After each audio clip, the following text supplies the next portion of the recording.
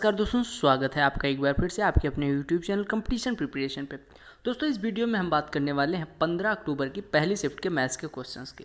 अभी तक हमने 12 अक्टूबर, 13 अक्टूबर और 14 अक्टूबर के मैथ्स के सारे शिफ्ट कर लिए हैं। अब ये होगी 15 अक्टूबर की शिफ्ट, ठीक है। अच्छा, ये भी ध्यान रखना है कि मेंस से पहले आपको सारी शिफ्ट प्रोवाइड कर देना है, ताकि आपको जो कोई शिफ्ट सजेस्ट करना हो मेंस वालों को स्पेशली, कि वो ज़रूर 2-3 बार करके जाएँ, वो मैं करता रहूँ। दूसरी चीज़ आपको मैंने बताया कि 13 अक्टूबर फर्स्ट शिफ्ट, 13 अक्टूबर सेकेंड शिफ्ट, 14 अक्टूबर सेकेंड शिफ्ट, ये सब आपको करनी ही करनी पड़ेंगी अगर आप मेंस की प्रिपरेशन ढंग से कर रहे हो तो, ठीक है। सीडीएस का पेपर हुआ है, सीडीएस के भी क्वेश्चंस मैं आपको जल्द ही, जो इंपॉर्टेंट क्वेश्चंस आपके सीजीएल मेंस के लिए होंगे वो मैं करवा दूंगा, ठीक है। तो उसके लिए डरने की कोई ज़रूरत नहीं है। और सीडीएस ऐसा नहीं, अब सीडीएस हुआ सीडीएस पढ़ने लग गए, जो पढ़ी चीज़ें हैं वो रिवाइज करो। सीएचएसएल में चूँकि एसएससी ने ही प्रश्न पूछे हैं तो ये ज़रूरी हो रहा है, ठीक है।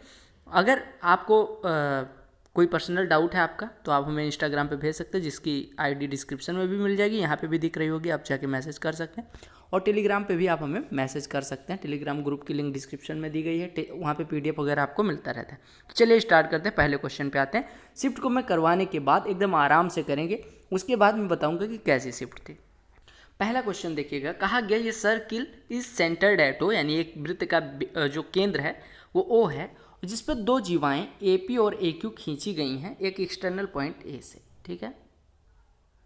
ये आपकी दो जीवाएं हैं, एक ये हो गई, और मतलब जीवाएं हैं टेंजेंट मतलब स्पर्श रेखाएं, ये हो गया ए, ये हो गया पी, ये हो गया क्यू, ठीक है। अब आपसे कहा गया पी ओ क्यू जो एंगल है, यानी ये ओ अगर सेंटर है तो पी ओ क्यू आपको दिया गया है, this angle is given, P O Q 118 दिया गया है।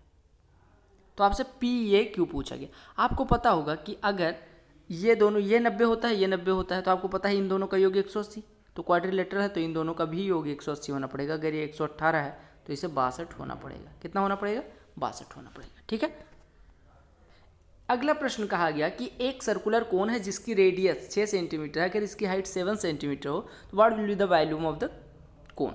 तो वॉल्यूम कोन का क्या होता है? 1/3 पाई आर स्क्वायर एच, यानी 1/3 गुणे 22/7 गुणे आर स्क्वायर, यानी कि आर स्क्वायर कितना हो जाएगा? 36 गुणे एच 7, 7 तियाँ 21, ये 7 कटा, ये 12 हो गया, 22 गुणे 12 तो ये आपका 264 हो जाएगा सेंटीमीटर क्यूब, ठीक है।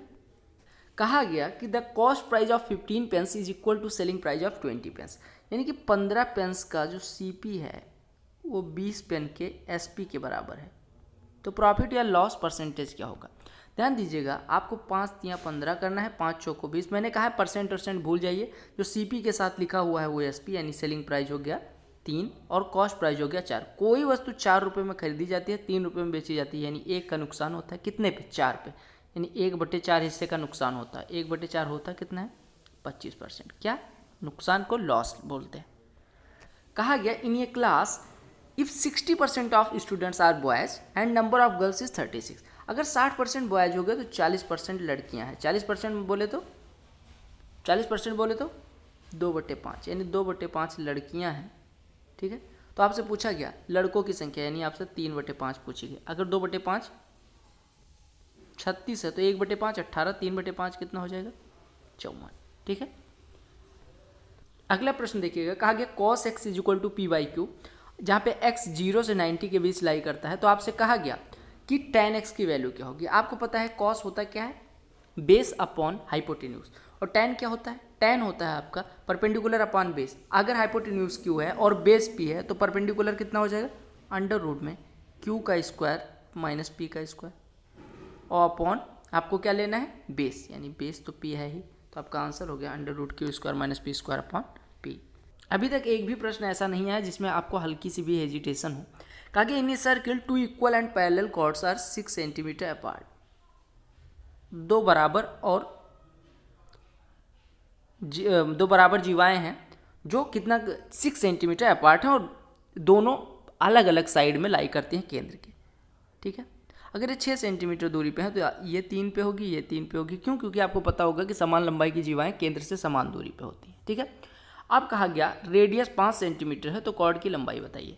आपको पता है ये परपेंडिकुलर होगा, ये 5 दिया गया है तो ये कितना हो जाएगा? 4। और आपको पता है अगर ये परपेंडिकुलर है तो बाइसेक्ट करेगा, यानी इतना भी 4 हो जाएगा, यानी जीवाओं की लंबाई 4 + 4 8 हो जाएगी। कहा गया इफ़ एन अमाउंट ऑफ 800 यानी 800 रुपये को डिस्ट्रीब्यूट करना है रवि, मोहन और गोविंद के बीच 2:5:3 के अनुपात में। तो कहा गया मोहन और गोविंद का शेयर कितना है। मोहन 5 पाते हैं और गोविंद 3, तो दोनों मिलके 8 पाते हैं आउट ऑफ 2, 5, 7, 3, 10, यानी 8/10 हिस्सा इनको मिलता है मोहन और गोविंद को। यानी 8/10 हिस्सा किसका, 800 का। तो कितना हो जाएगा, 1010, 8 × 80 640। ठीक है। अगला प्रश्न देखिएगा, कहा गया अगर sin x minus cos x 0 हो तो आपको sec x plus cos x की वैल्यू के स्क्वायर की वैल्यू निकालनी। sin x minus cos x 0 है, इसका मतलब sin x बराबर cos x। अगर sin x बराबर cos x तो x बराबर 45 हो गया। तो sec 45 की वैल्यू √2 प्लस cos 45 की वैल्यू √2, इन दोनों का स्क्वायर, यानी आपका √2 प्लस √2 2√2 का स्क्वायर, यानी कि आपका आंसर हो गया 8। तो इसमें पेन उठाने की कहीं जरूरत पड़ी अभी 8 क्वेश्चन में नहीं। अगला प्रश्न देखिएगा, कहा गया कि इफ़ यानी कि ये नंबर आपसे कहा गया है कि 7129 P465 ये किससे डिविजिबल है, 9 से डिविजिबल है। तो P की वैल्यू निकाली। कोई संख्या 9 से कब डिविजिबल होती है, जब सम ऑफ डिजिट्स 9 से कटना चाहिए। यानी 7 1 8 2 10 9 19 4 23 6 29 5 34, और 34 में क्या जोड़ें कि 9 से कट जाए। तो 34 में 2 जोड़ेंगे तो 36 हो जाएगा, जो कि 9 कटेगा, यानी कि P की वैल्यू हो गई 2। कहा गया Mohan covers a distance of 2.5 kilometre by scooter at the rate of 30 kilometre per hour. ठीक है। Time taken by Mohan to cover the distance in minute. आपसे कहा गया 2.5 किलोमीटर दूरी है, 30 किलोमीटर प्रति घंटे की रफ्तार से जा रहा है। तो टाइम कितना लगने वाला है, दूरी अपॉन स्पीड, इतने घंटे हो गए। तो अगर मिनट में निकालना है 60 से गुणा कर दीजिए, 30 से 60 कटेगा 2, 2 × 2.5 यानी 5 मिनट लगने वाला है। 11वां क्वेश्चन DI। अब DI जिन लोगों को लगता है अभी इस शिफ्ट वाले, कुछ लोग कहेंगे मैं कहूँगा ये इजी है, अभी तक 10 क्वेश्चन हो गए, अभी तक किसी में पेन उठाने की जरूरत नहीं पड़ी। अगर मैं अभी इजी कहूँगा तो कुछ लोग आएंगे कहेंगे DI टफ थे। तो DI भी देख लेते हैं ऐसे क्या पूछा गया इसमें। कहा कि what is the average of pass percentage of 10th class for all 4 years. ठीक है, एवरेज पूछा गया 10वीं क्लास का। तो यहाँ पे 52 है, यहाँ पे 60 है, यहाँ पे 72 है, यहाँ पे 71 है। तो जोड़ दीजिए तो 2 2 4 1 5 7 7 14 6 20 5 25। इसको किससे डिवाइड कर दीजिए, 4 से। तो 4 से डिवाइड करेंगे तो हो जाएगा 63.75%। अरे 4 6 24, 4 3 12, 63.75%। ठीक है। कहा गया in triangle PQR side QR is extended to S, यानी कि QR को S तक बढ़ाया जाता है।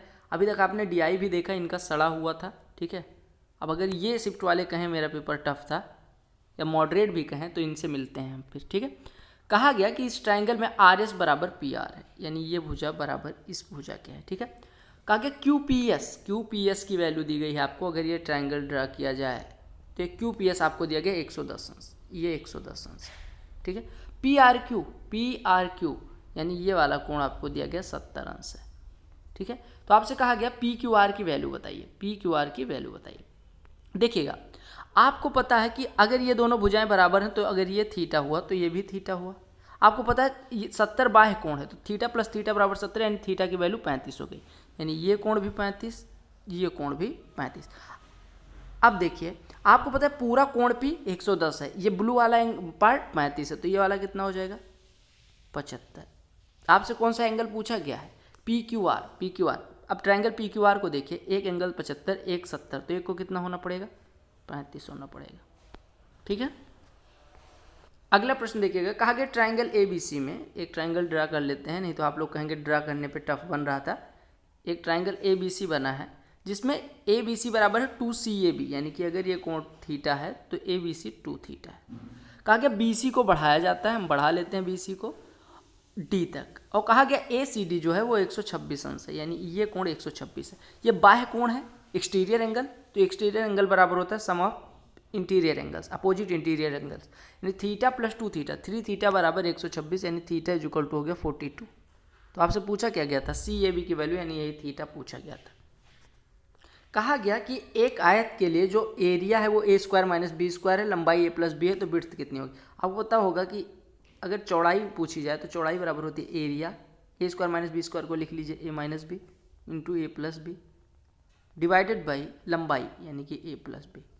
चौड़ाई आपके आंखों के सामने हो गई, यानी कि चौड़ाई बराबर हो जाएगी A माइनस बी। यहाँ पे कैपिटल B कर दे रहा हूँ। चौड़ाई कितनी हो गई A माइनस बी।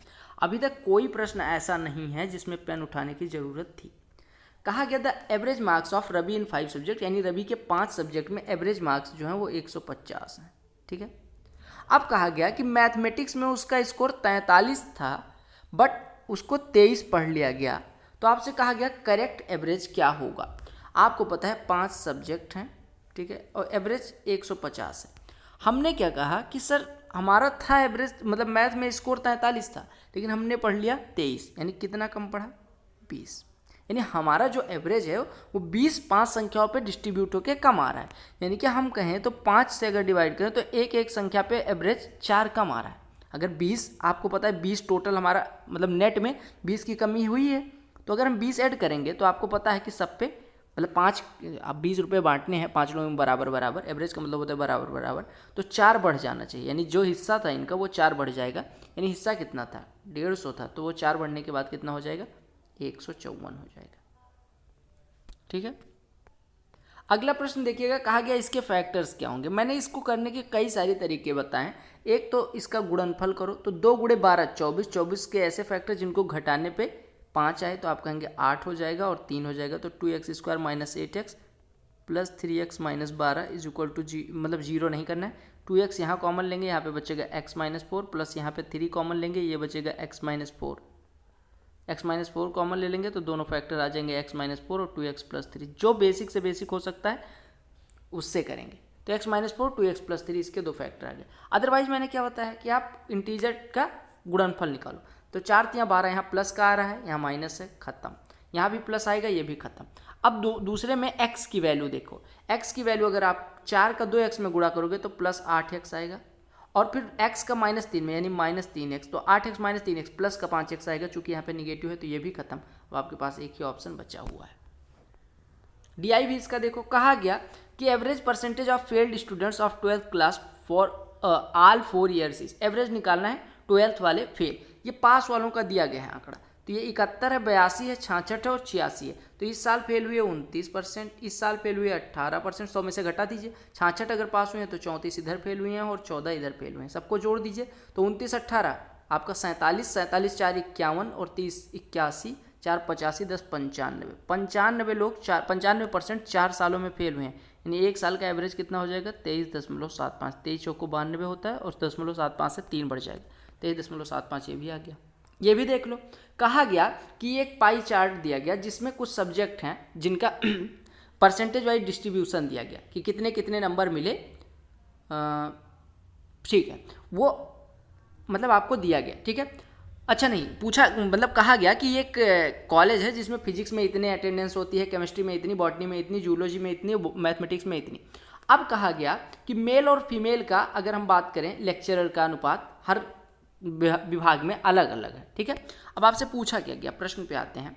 प्रश्न में कहा गया find the number of male lecturers in physics. आपको पता है टोटल है 500, 500 का 22% फिजिक्स में है, यानी 110 फिजिक्स में है, और फिजिक्स में आपको पता है कि मेल और फीमेल का अनुपात 2:3 है, यानी कि अगर मेल 2 हैं तो टोटल 5 है, अगर मेल 2 हैं तो टोटल 5 है, यानी कि यहाँ से मेल हो जाएंगे, 5 से 110 कटेगा 22 दूना 44, आपका आंसर आ गया 44। कहा गया कि कंपाउंड इंटरेस्ट 4000 रुपये पे 3 साल के लिए 630 रुपये था, तो रेट ऑफ इंटरेस्ट क्या होगी। आपको पता है कि 3 साल के लिए अगर 630 मिलता है तो 1 साल के लिए 210 के आसपास, अगर साधारण ब्याज होता तो 210 मिलता। अब 4000 पे 210 मिल रहा है, यानी 5% से ज़्यादा नहीं होगा। 6% तो हो ही नहीं सकता, 7% तो हो ही नहीं सकता, 8% तो हो ही नहीं सकता, क्योंकि 7% 280 होगा, 6% 240, 8% 320, तो 5% आपका एक ही ऑप्शन बचा, वही मार्क करके आगे बढ़ जाना। अब आप कहेंगे सर 5% तो 5% से कम था, लेकिन यहाँ पे कंपाउंड इंटरेस्ट था, तो इंटरेस्ट पे जो इंटरेस्ट मिलेगा उसके कारण 210 दिख रहा है, अदरवाइज 200 ही दिखता है। अब इसको सॉल्व करना चाहे तो मैंने करवाया है, ऐसे किसी शिफ्ट में सेम क्वेश्चन आया हुआ था, इस वजह से यहाँ पे दूसरी मेथड से करवा रहा हूँ। अगला प्रश्न देख लो, कुछ भी आज हम छोड़ेंगे नहीं इसमें। कहा गया गिवन बार ग्राफ जो है वो रिप्रेजेंट करता है एक सिटी के अंदर बारिश का सेंटीमीटर में कितनी बारिश हुई है। जैसे 2005 में 40, 6 में 50, 7 में 100, 8 में ऐसे, 9 10 सब में दिया गया। तो कहा गया इन विच 2 consecutive years was the difference of the rainfall minimum, यानी किन 2 वर्षों में, क्रमागत वर्षों में सबसे कम अंतर रहा है। तो यहाँ पे 10 रहा है, यहाँ पे 50 रहा है, तो ये तो हो ही नहीं सकता। यहाँ पे 20 रहा है, यहाँ पे 60 रहा है, यहाँ पे 100 रहा है, तो कहाँ पे सबसे कम रहा है 2005 और 6 में, तो आपका आंसर हो गया 2005 और 6। कहा गया कि ए कोई टैप है जो किसी टंकी को 6 घंटे में भर सकता है और बी एक दूसरा टैप टोटी है जो 10 घंटे में खाली कर सकता है। कहा गया अगर दोनों को एक साथ खोला जाए तो कितने घंटे में टंकी भर जाएगी। 6 और 10 का एलसीएम 30, यानी ये 1 घंटे में भरता है 5, ये 1 घंटे में खाली करता है 3। आपको पता है अगर दोनों एक साथ कार्य करेंगे तो ये 5 भरेगा, 3 खाली करेगा, यानी 1 घंटे में 2 लीटर भरा जाएगा और 30 लीटर भरना है तो 15 घंटे लगने वाले हैं। कहा गया ए और बी दो पॉजिटिव रियल नंबर्स इस प्रकार से हैं कि ए प्लस बी 20 है, ए बी 4 है, ए क्यूब प्लस बी क्यूब। आपको पता है ए क्यूब प्लस बी क्यूब का फार्मूला त्रिपाठी फार्मूला लगाओ तो ये होता है ए प्लस बी ब्रैकेट में ए प्लस बी का होल स्क्वायर माइनस 3ab। ये फार्मूला त्रिपाठी बताए हैं, बिल्कुल बताया है मास्टर ने, तो ये यूज कर देना है तड़ाक से एग्जाम में, वहाँ जाके सो ना जाना, एग्जाम में फार्मूला यूज करना है। हमने वैल्यू पुट कर दी, ये हो गया 400 माइनस 12, ठीक है, यानी ये हो गया 20 इंटू 388, ठीक है। अब 2 अट्ठे 16, 2 अट्ठे 16, 1 17, 2 ये 776 हो गया, 0 लग गया, आंसर आ गया। अगला प्रश्न भी देख लो अनकट, तो जूम करना था, मैंने सोचा क्यों आपका समय खाऊं। अब देखो ये प्रश्न देखो, अगर हम यहाँ पे पहले वाले में 1 माइनस साइन एक्स से गुणा कर दें तो आपका आ क्या जाएगा, cos x into 1 minus sign x, upon नीचे क्या बचेगा 1 माइनस साइन स्क्वायर एक्स जो कि होता है कॉस स्क्वायर एक्स, ठीक है। कॉस एक्स से इसकी पावर कट गई और प्लस आपका है 1 plus sine x upon cos x, हर बराबर है 1 में कर लो, तो अगर हम 1 में करेंगे तो आपका हो जाएगा 1 minus sine x plus 1 plus sine x upon cos x, sine x cut जाएगा, यानी आपका बचेगा 2 अपॉन कॉस एक्स जो कि हो जाएगा 2 into 1 upon cos x 2 sec x. ये भी प्रश्न देखो, कहा गया इसकी वैल्यू बतानी है। अब आपको पता है कि सबसे पहले इसमें डिवाइड करेंगे, ये हो गया 42 प्लस 2 माइनस 22 और इधर कितना हो रहा है 30 या 90, 90 में ऐड करना है इसको, और 27 भी आगे प्लस में ही दिया गया है। तो आपको पता है 27 में से 22 घटे गए 5 हो गया, 5 2 7, 7 और 132 139 आपका आंसर हो गया।